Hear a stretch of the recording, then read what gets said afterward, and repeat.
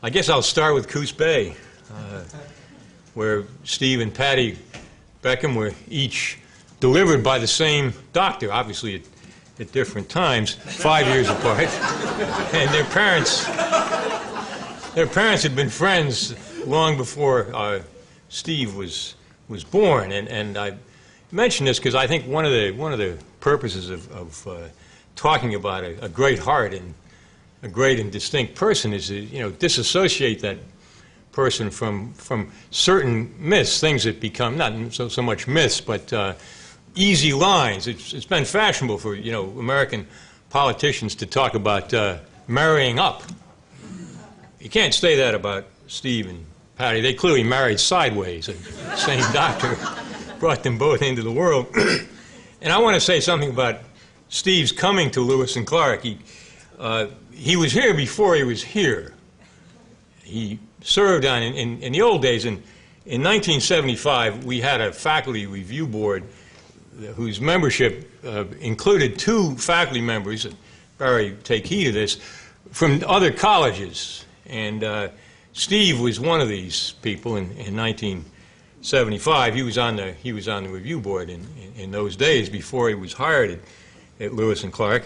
And he came to Lewis and Clark in 1977, and there was a kind of double response, I think, a double expectation with Steve's arrival. There was great excitement. We'd heard about Steve, and he was replacing really a very distinguished and fine scholar by the name of Robert Cruden, one of the very few scholars at the college in those days. And so there was excitement about Steve, but I must say there was also a touch of relief when he joined the faculty, because that meant the dean couldn't put him on the review committee anymore as an external member. And I ended up serving on the review board in 1977. And this was, Steve had been here 1 quarter is all. He'd been here one term.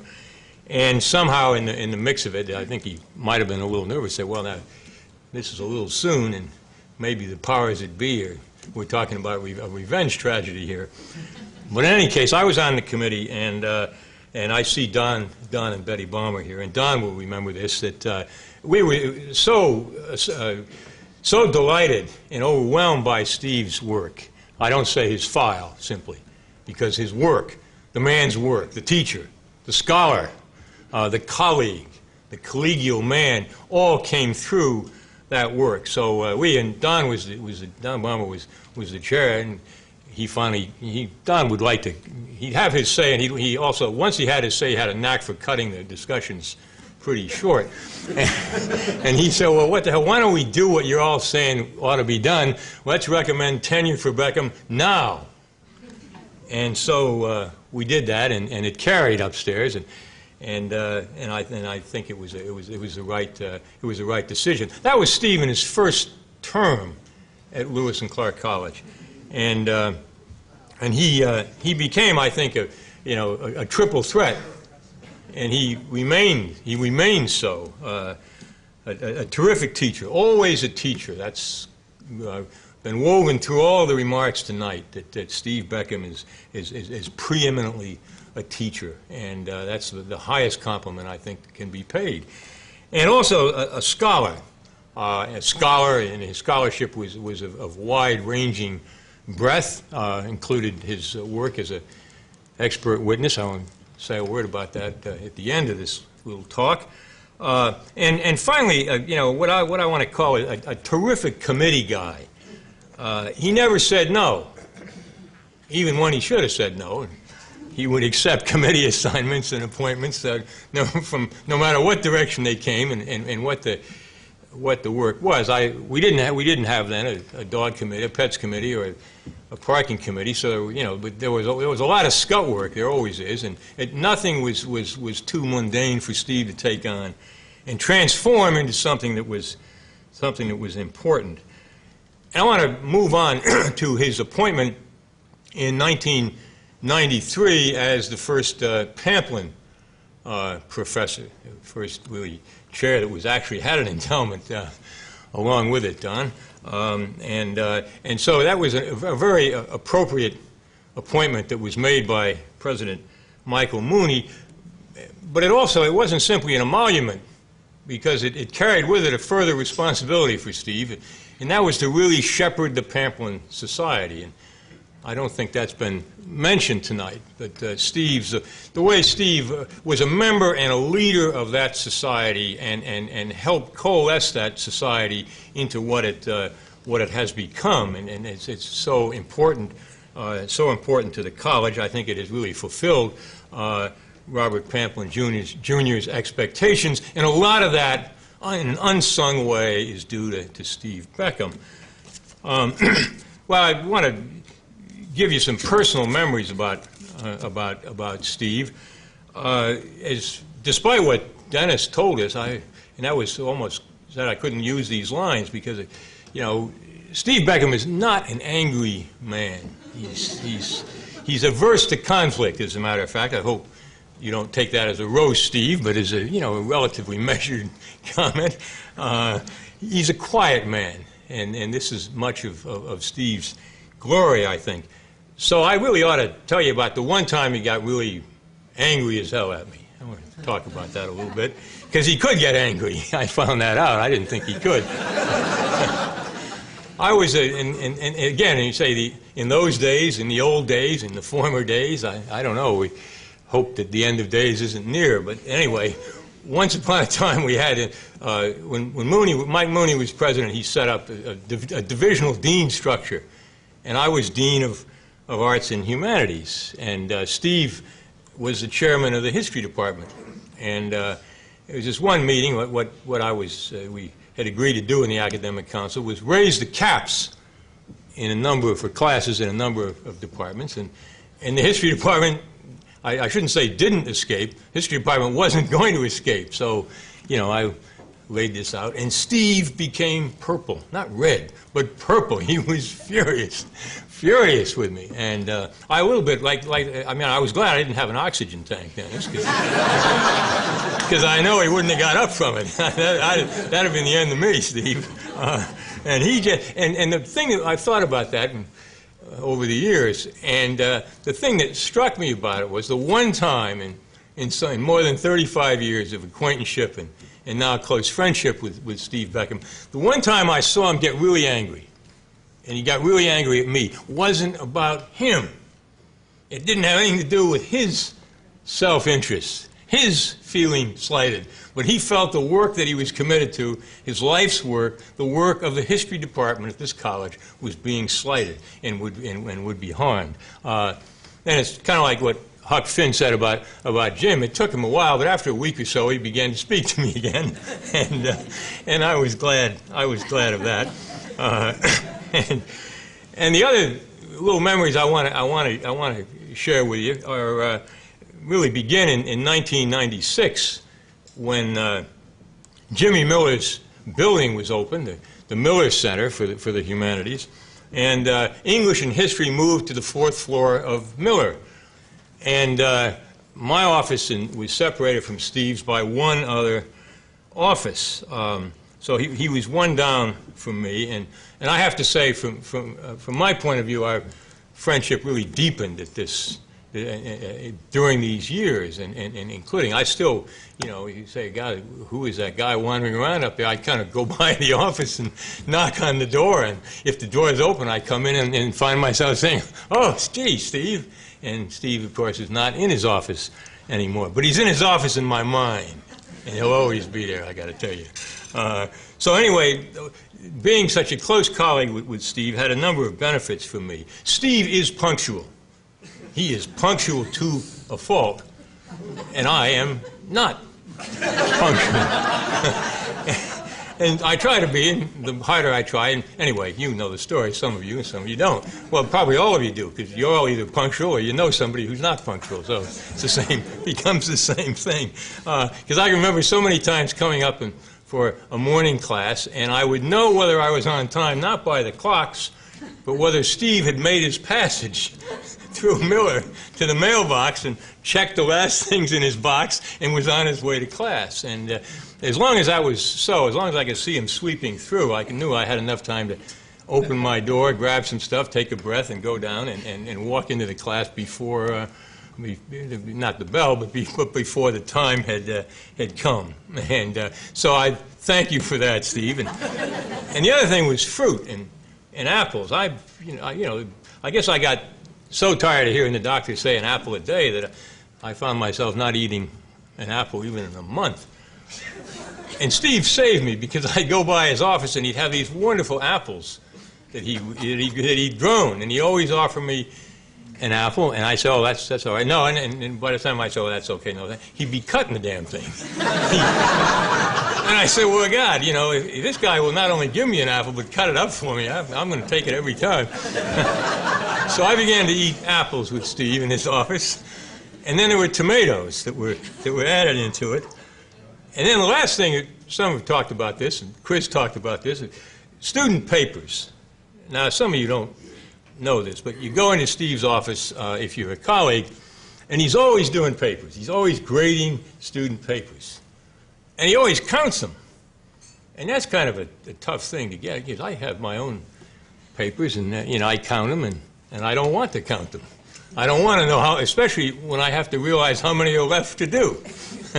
And Steve would say, last night I did 37 papers. I said, well, how many you got? Well, it's in Pacific Northwest. So I let some extra students in. I got 51. So I'm down to 14. And I'd have maybe 26, and I'd have done 2. And I would promise to get them back the next day.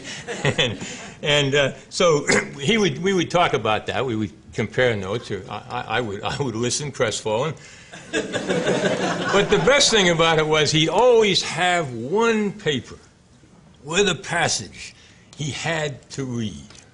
So he'd pull out this paper. It didn't matter whether it was a paper with staples and little gold pins on it, or a blue book written in a raggedy-ass handwriting of a 20-year-old. He would read a passage from a student. And my God, I have to tell you, oh, did Steve Beckham love, and does he still love his students at Lewis and Clark? That is just a trademark of Steve, and I've never seen it so intensely and purely in anybody else on the faculty, though I've seen it in many. I've seen love for students in many faculties. I think we share that. Well, I want to finish with a couple of other things, some closest to the heart, I suppose, because I'm sure you know that sometimes you don't know how close a friend you have until times of trouble and pain. And I simply would want to pay homage and thanks to Steve and Patty Beckham, and say that in the fall of 2007 was a difficult time. And I needed a favor I could not ask for. But I asked Steve and Patty, and I'm still moved seeing them here at their loving generosity to me. And it happens that I came to know them better, very well, and they me. And I would not close with briefly touching on three incidents. The first is Steve insisted I go down to Nesquin with him, the beach, for a weekend in the fall of 2008. And I didn't know, in addition, I said, this guy is something else. He's a lovely companion. But he kept exhibiting talents I didn't know he had. He's the best short order cook I've ever spent a weekend with. Incredible. And then there was something else that was magical and mysterious, and as Yeats would say, from the deep heart's core. He took me for a walk on the beach in the morning, and these shapes appeared. Literally, these shapes. And they were real. And they were the petrified trees of Nesquin, rising, emerging from the sea at high tide. And I was rendered speechless. And Steve came to my rescue because he gave me a 30-minute lecture on the geology. So I owe you that, and I still have those trees. And of course, they would, by the time he finished his lecture, they were gone because it was low tide. It was all right. And the second little story is there was a terrific ice storm in Portland in December of 2008, and I woke up early in the morning at 5:30, 6 o'clock in the morning, and my heat was off. It was gone. So I husbanded it, and then I didn't have, I'd run out of wood. I didn't have any wood to build a fire. So I thought and thought, and it got colder and colder. And I said, hell, I'm just going to go over to this little shopping center within walking distance, New Seasons. So I packed up. This is how, we're all naive. I hope we are to the end. That's the real naivete, I suppose. So I packed up. I got my little briefcase and my laptop and bundled up and walked over to and skidding and slipping and managing to keep my balance. I got to New Seasons, and of course the whole damn area, the power was out everywhere. Everywhere there was nothing, and it was freezing, and going back was mostly uphill, and I didn't know what to do. I thought, well, maybe there's a motel, you just go over. Well, the motel was 2 miles farther than my house. I couldn't do that. And so there were these guys, these immigrants. I didn't ask them whether they were illegal or legal. I'm sorry. You might make my apologies to the Republican candidates for not doing that, but I didn't do it. When I asked about it, and one guy had a cell phone, and he let me use his cell phone, and of course, like a homing pigeon, the number I called was the Beckham number. And they said, well, come on over if you can get over. We got a wood stove, and so on. So I trudged up the hill, knowing, what did I know? Well, I knew there would be some warmth, and I'm talking about human warmth, the warmth of the human hearts of friends, and I got there, and we had a wonderful time. Steve took me to the wood stove, and it was so warm for a while that he even showed me his collection. And as it began to get cold, Patty said, now, Steve, maybe we ought to get the last heat from the wood stove. And we did that.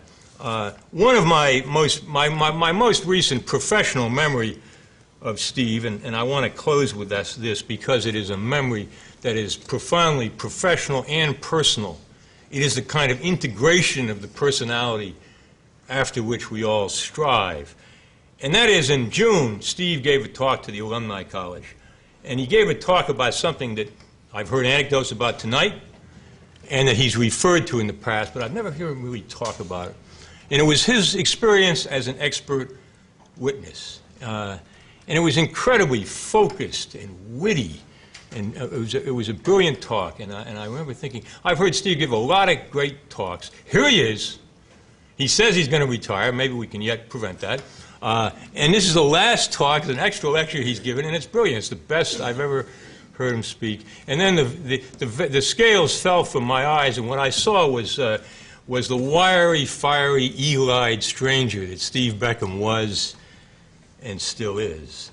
Well, I'm running over, and I'm going to let Yates come to the rescue, and I'm going to close this with his lines, slightly amended for the occasion, slightly, from a wonderful poem called The Municipal Gallery Revisited.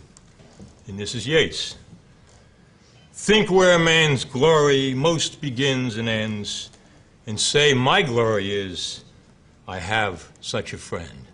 Stephen Dow Beckham.